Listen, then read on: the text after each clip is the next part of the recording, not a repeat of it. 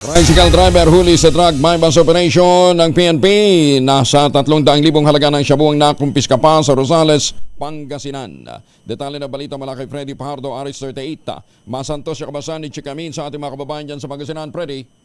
Masantos siya kabusan, Kuyang Angel. Nasa likod ngayon ng Rias na bakal ng Rosales Police Station ng isang tricycle driver matapos itong masakote sa drug bypass operation ng PNP. Sa ulat ni Rosales Chief of Police Major Noel Cabakungan, alas 10:50 ng gabi nagsagawa ng operasyon ng kanyang mga tauhan sa Drug Enforcement Unit sa Barangay Carmen West Rosales, kung saan isa ang nagkunyaring buyer gamit ang mark money at binenta ng suspect na nakilalang si Edgar Alberto, 52 anyos, residente ng nasabing lugar, at nang magkaabutan na ng illegal na droga at mark money, agad inaresto ito. Nasamsam sa posisyon ng suspect ang mark money. Nasa 40.87 grams ng suspected shabu na nakasilid sa 3 heat-shield transparent plastic sachet at 2 perasong not-tied transparent plastic sachet na may street drug price na 277,916 pesos ang nasamsam sa suspect. Kasong paglabag sa Republic Act 9165 o the Comprehensive Dangerous Drug Act of 2002 ang kinakaharap na asunto ngayon